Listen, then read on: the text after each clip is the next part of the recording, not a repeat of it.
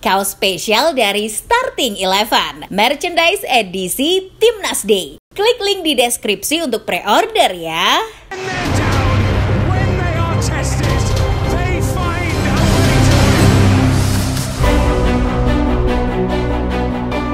Perpisahan Sinteyong memang masih menyisakan air mata kesedihan bagi sebagian besar pecinta sepak bola Indonesia.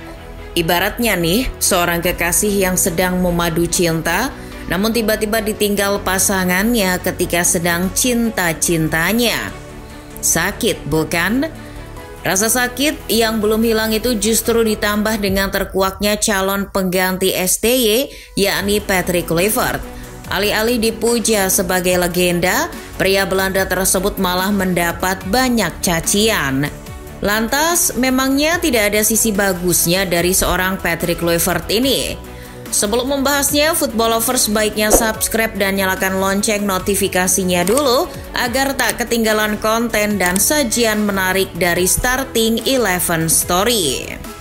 Patrick Kluivert ujuk-ujuk menjadi gula-gula beberapa media ketika Tuan Fabrizio Romano sudah bertitah bahwa mantan striker Barcelona itu akan menangani timnas Indonesia. Harum Kluivert sebagai pemain bintang di eranya tak bisa dipungkiri. Bayangkan, kita akan dilatih oleh sosok pemain yang pernah meraih gelar UCL, Piala UEFA, La Liga hingga top skor Euro 2000. Ketika terjun di dunia kepelatihan, Kluivert pun mengawalinya dengan baik. Ia mengawali karir manajerial sebagai asisten Louis van Gaal di AZ Alkmaar. Saat itu ia ditugasi melatih para penyerang AZ dari tahun 2008 hingga 2010. Salah satu buah didikan Kluivert adalah mencuatnya striker bernama Munir El Hamdawi yang sukses sebagai top skor Eredivisie musim 2008-2009. AZ musim itu juga sukses diantarkan Van Gaal dan Kluivert keluar sebagai juara Eredivisie. Saat pertama kali menjadi pelatih kepala di Young 20 pada tahun 2011, ia juga sempat meraih gelar juara Piala Liga Nasional Cadangan Belanda atau yang dikenal sebagai Beloften Eredivisie. Begitupun ketika ia didapuk menjadi asisten Van Gaal di timnas Belanda. Kolaborasi senior-junior itu berhasil mengantarkan The Orange ke Piala Dunia 2014 dengan rekor tak terkalahkan selama fase kualifikasi, lalu keluar sebagai juara 3. Selain pencapaiannya di Belanda, Kluivert juga menciptakan sejarah di negeri antah berantah Curaçao. Di 2015 ia sempat mendapat tugas maha berat dan cenderung mustahil dari timnas Curaçao, yakni lolos ke Piala Dunia 2018. Meski akhirnya gagal meraih target tersebut, namun setidaknya Kluivert sudah meninggalkan jejak sejarah, seperti meloloskan Curaçao untuk pertama kalinya ke babak ketiga kualifikasi Piala Dunia 2018, serta mengantarkan Curaçao untuk pertama kalinya ke Piala Emas CONCACAF 2017. Oh iya, jangan lupakan juga jasanya ketika membawa banyak pemain keturunan Belanda ke Curaçao saat itu, seperti Leandro Bacuna maupun Cucu Martina. Publik sepak bola Curaçao bahkan mengakui sendiri kehebatan Kluivert yang bisa menjadi magnet bagi para pemain keturunan untuk mau berseragam Curaçao. Namun, jejak manis Kluivert di Curaçao itu hilang ditelan bumi, sebab yang mencuat di media justru hal-hal negatif darinya, baik di luar lapangan maupun dalam lapangan. Abaikan kasus judi dan kasus lain. Di dalam ranah sepak bola, pria 48 tahun itu juga punya catatan buruk. Ketika jadi direktur olahraga di PSG, ia dilepas hanya semusim gara-gara ada ketidakcocokan dengan pelatih PSG saat itu, Unai Emery. Lalu ketika menjadi direktur akademi di Barcelona, ia juga sempat cekcok dengan pelatih akademi Barca, Victor Valdés. Cekcok karena perbedaan pandangan soal filosofi sepak bola itu bahkan sampai berakhir pada pemecatan mantan kiper Blaugrana tersebut. Saat Kluivert memimpin Curaçao di periode keduanya, ia juga gagal total. Pria berdarah Suriname itu sempat dibantai Bahrain 4-0 dan kalah atas Australia 2-1. Dua calon lawan yang notabene akan dihadapinya sebagai pelatih Indonesia pada bulan Maret nanti. Begitupun pada saat terakhir kali menjadi pelatih kepala di klub Turki Adana Demirspor. Catatan 8 kali kemenangan, 6 kali seri dan 6 kali kalah membuat Kluivert akhirnya didepak setelah hanya 6 bulan melatih. Well, dari berbagai catatan buruk tadi, nama Kluivert jadi makin jelek dan tak bisa diharapkan.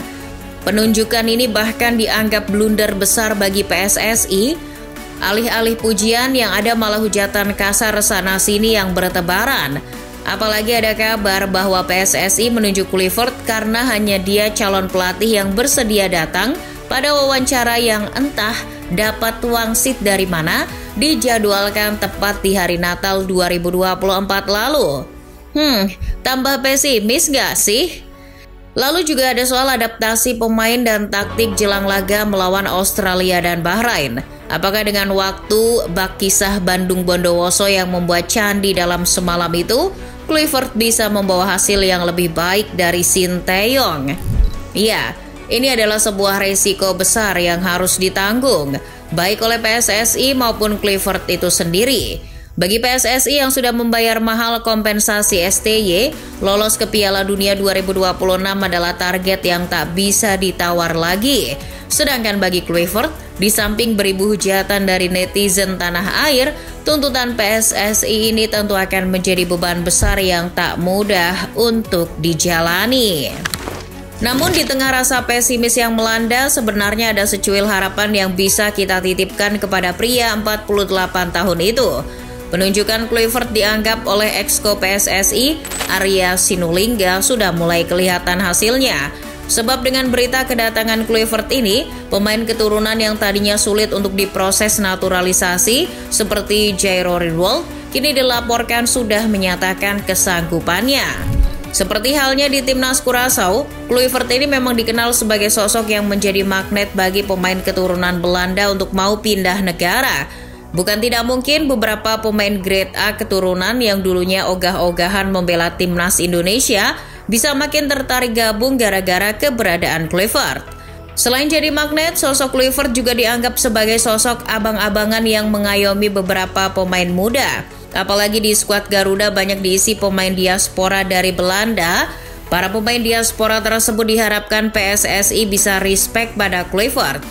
Kluivert ini ibarat figur pemersatu yang dibutuhkan di ruang ganti, supaya riak-riak konflik antar pemain dan pelatih tak terulang lagi. Lalu, apakah sebagai figur pemersatu saja cukup untuk membuat timnas Indonesia tampil baik? Tentu tidak.